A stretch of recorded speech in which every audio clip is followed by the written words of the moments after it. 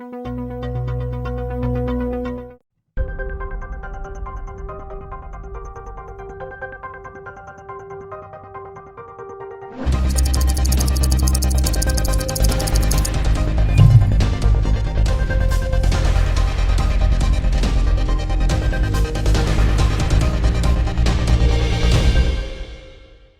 and welcome to Newsclick's show Mapping Faultlines, where today we're once again going to be talking about the attack on Gaza, the assault on Gaza by Israel. The latest news, of course, is that a ceasefire has been declared after 11 days of intense bombing by Israel and counteractions by Hamas as well. The death toll has been quite horrific, over 230. The destruction of infrastructure, the injuries, the number of people that have been displaced, all this has been substantial, and it's going to take a lot of resources, a lot of effort and time to rebuild for the Palestinian families which have been affected. So today we're going to be talking about the situation on the ground, the impact on the region, and related issues. We have with us Prabir Purkayastha. Prabir, so even last time we had talked about the possibility that, how long would this conflict last, because Israel clearly had some goals while entering this conflict, and it defied for a long time the calls for ceasefire by the international community, and of course even calls for ceasefire by the US. So how do we see the accepting by Israel of this ceasefire right now at this point? So in terms of how do we see the situation on the ground? The key question always was Israel going to invade Gaza militarily? And that is something that it appeared at one point they were planning to do, but they somehow backed off. Now, did they actually just make motions of doing it for some ulterior motives, as they claim, or they were really in a mood to attack Gaza and physically destroy parts of it, really increasing the slaughter much more? Or was it simply a ploy to keep the pressure on? We don't know. But the reality is that at the moment, Israel's ability to enter Gaza has decreased considerably. We saw that in 2014, that the first day they entered Gaza, the military suffered serious losses. And that included senior commanding officers as well. So I think this has shown that increasingly physically entering Gaza is something that Israel cannot do. And that changes the military equation in this conflict.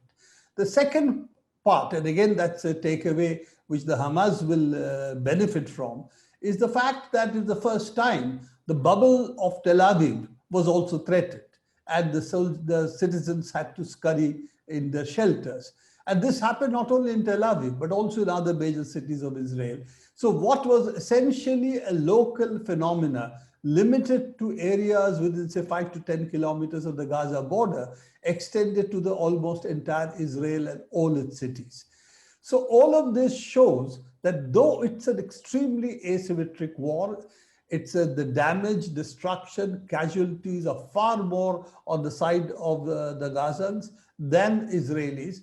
The fact is that Gaza can inflict some damage, disrupt the normal life in Israel, itself makes it not equal, but changes the equation in favor of Gaza. Now, let's look at also the numbers. You're talking of really the best military in West Asia, supposedly, at least has the best arms, has nuclear weapons.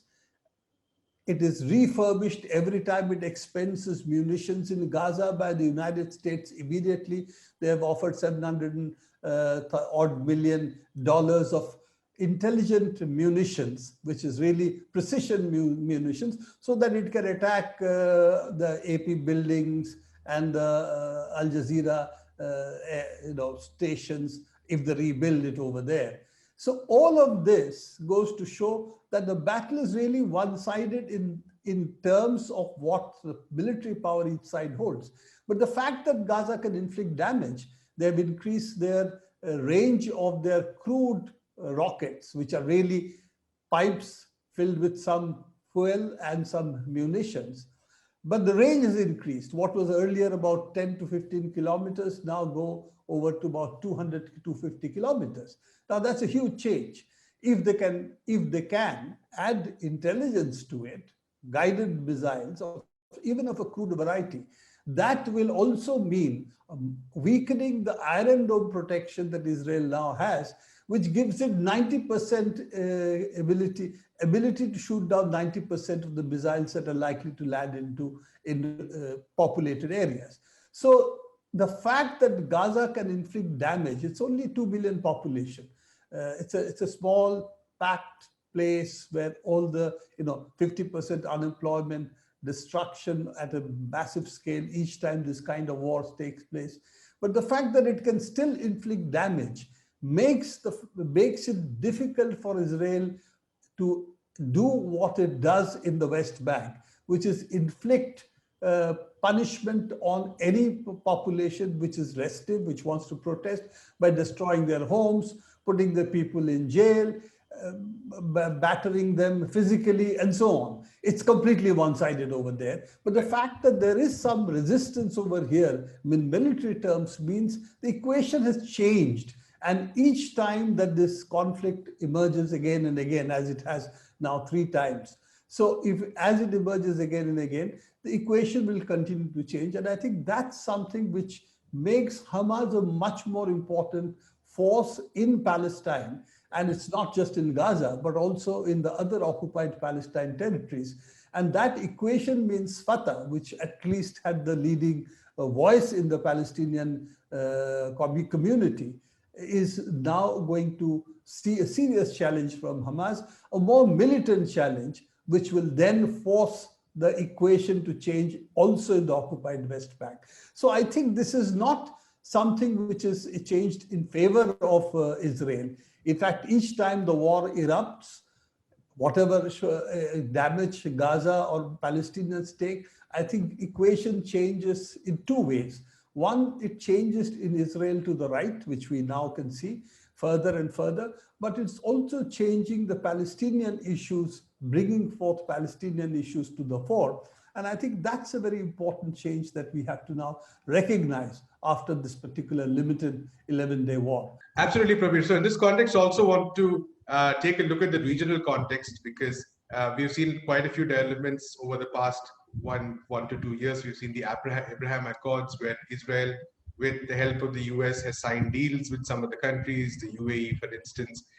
We've seen, of course, the consolidation of the US-led alliance and the Israel, Saudi Arabia, Egypt, all these parties becoming much closer to each other. So how do we see the regional situation in after this conflict? Because Egypt, of course, has been involved in the ceasefire, but how do we see the role of the various players in the region? See, one thing is to recognize that the Abraham Accords are virtually dead. It's not that United Arab Emirates and Saudis were not playing footsie with Israel for all this time. They were. So it was a physical open acceptance that we are in bed with Israel. That was the Abraham Accords. But the fact that they also have to recognize that Jerusalem is an issue, that changing the demography of Jerusalem, attack on Al-Aqsa Mosque, Haram al-Sharif, those are things which none of these countries can take and say, that's okay, that's something to do with us. So I think that Abraham Accords will change the record that Israel is the dominant power in the area, can do what it pleases in Palestine. Palestinian question is now gone completely on the back burner. All of these things have changed also because of this limited engagement, war, whatever we want to call it, in Gaza. So I think that is a major issue, that how will the larger West Asian map look like politically after this limited war that is taking place in Gaza. And I think increasingly the Palestinian question will not be on the back burner as it has been. And therefore, those who signed the Abraham Accords thinking that Palestine question is not going to be at the forefront and the Israelis are able to handle it, and therefore we can face a near normalcy and go ahead with what we are doing. I think that is going to come into question increasingly. Already we can see stirrings in Jordan have taken place before all of this. Now, how will it affect the population in the United Arab Emirates and Saudi Arabia is a crucial issue. Now, United Arab Emirates doesn't have much population, so we can forget about that. But Saudis do. They have a fairly large population base. It's a large country, and it has a monarchy. It really does not have, it's not a nation in the strict sense of the term, because the people do not feel a part of the nation. It's really a princely state. It's a kingdom of Saudi Arabia, as it calls itself, because it's the king who represents Saudi Arabia, not his people. So all these things are now possible that they will be in the mix. So what we see is increasingly that you will see multipolar forces emerge in West Asia. You will see Turkey becoming a player, it already is. You will see Iran is a player, it already is. And of course, the Saudis and Emiratis are there. But you also have players like Qatar, and they represent Muslim Brotherhood, which again is what Turkey is at the moment. Turkey's Erdogan is essentially Muslim Brotherhood. So you have these forces in the region which are not going to be led by one hegemon as it was earlier, which was the United States. So you are increasingly going to see regional arrangements come in. And the fact that Egypt negotiated the ceasefire and not United States, in fact, the United States' main role was to block any appeal for ceasefire coming from the United Nations.